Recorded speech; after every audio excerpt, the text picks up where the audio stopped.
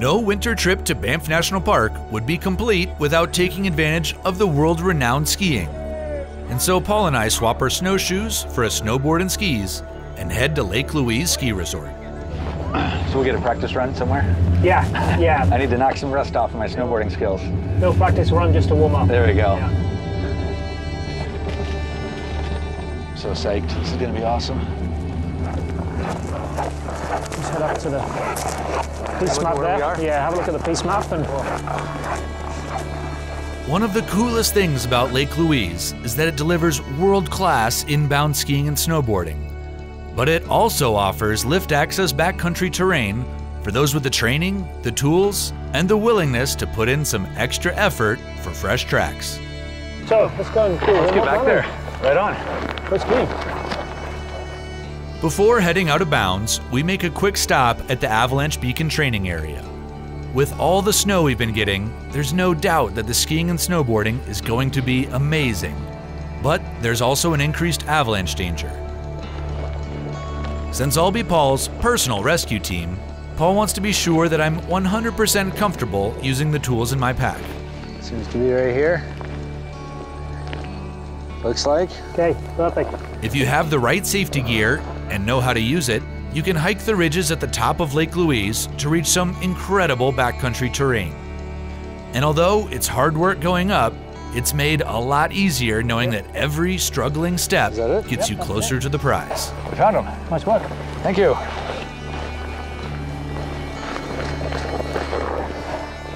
All right. All right, let's go skiing.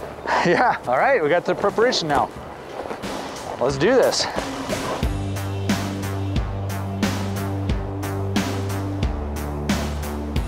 Although there was a time in life when I did a lot of snowboarding, it's been a number of years since I've strapped on a snowboard.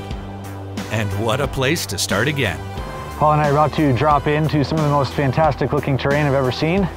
I'm from Arizona, so this is a little bit overwhelming for me. I'm a little bit nervous and a bit excited. I think this is gonna be pretty rad. Okay, Eric, if you traverse out on my ski line and then drop in 5 meters right of my tracks, skiing's pretty good, and then just make your way down to us. Copy that. I'm about dropping in 3, 2, and 1.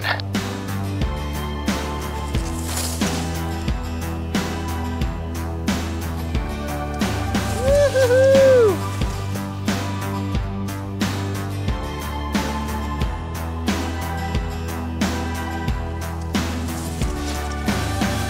Having successfully made it down the first section without an epic faceplant, I can feel my body loosening up, and I start to really enjoy the feeling of floating through the fresh, dry Canadian Rockies powder.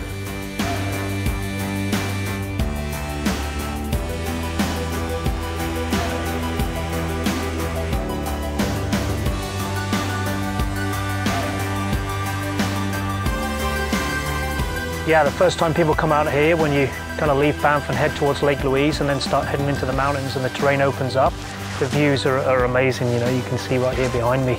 You can drive for another 2.5, 3 hours and still get the same terrain. You know, different mountains, but the views are amazing.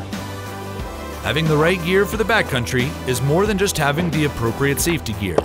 In particular, climbing skins make traversing and going uphill much easier, which means you're left with more time and energy to enjoy the ride down.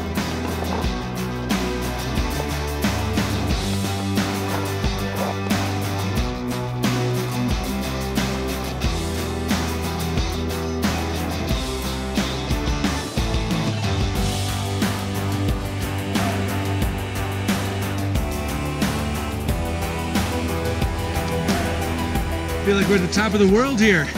Yeah, the one thing about this area is there is kind of access for everybody, you know. It's so easy to get in the backcountry from anybody that wants to kind of get out there and do low-level activities from snowshoeing to cross-country skiing, to backcountry skiing, to ski mountaineering, to some of the hardest ice climbing in the world.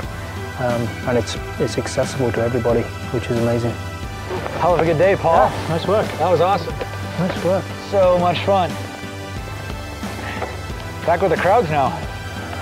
Yeah. Yeah, it really does. Sweet.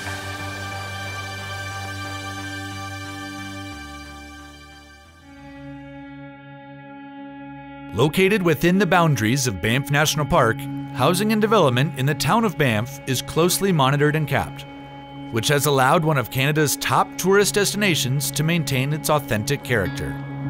And while Banff is a beautiful and fun place to spend the night, I've got different plans, as I'm meeting up with Gordon Sturman of White Mountain Adventures to explore Johnston Canyon under the stars.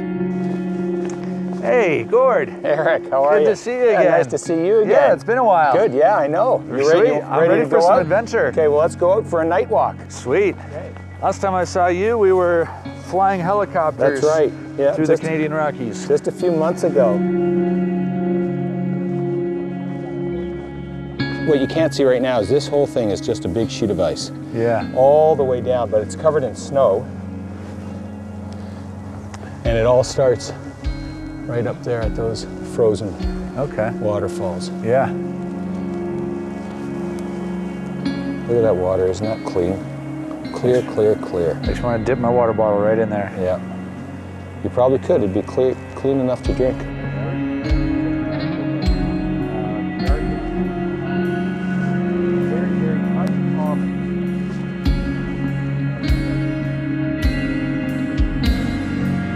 One of the most popular hikes in Banff National Park, the Johnston Canyon Trail winds its way up a spectacular gorge, through tunnels, and past towering waterfalls.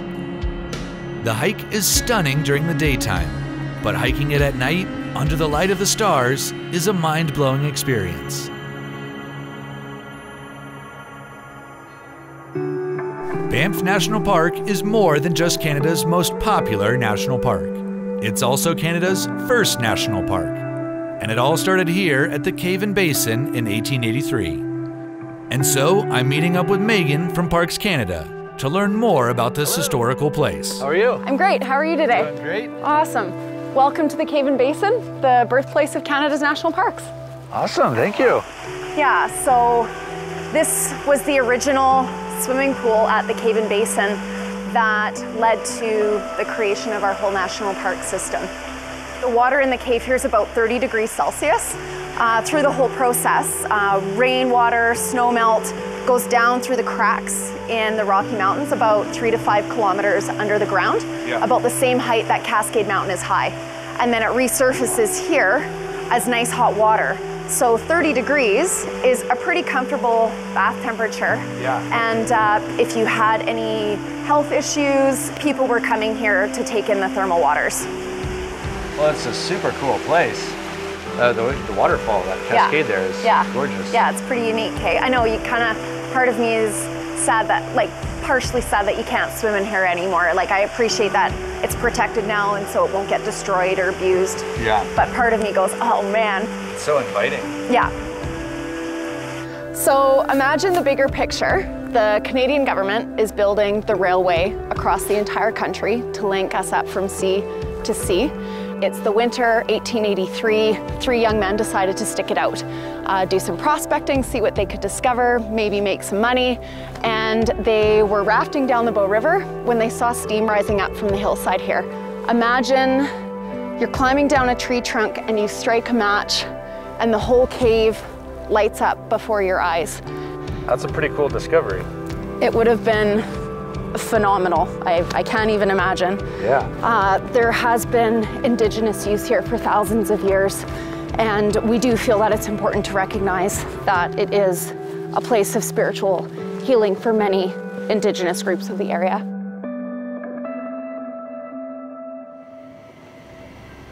As my trip to Banff National Park comes to its end, a soak in the Banff Hot Springs is a welcomed opportunity to cut the winter's chill and relax after a few long days of exploring the backcountry. It also gives me the chance to reflect on what's been another incredible trip to the area. There aren't many places in the world that are truly world-class four-season destinations, and Banff National Park is definitely one of them. But I've only seen 2 of the 4 seasons, which means I'll definitely be back to experience more of Banff National Park's epic trails.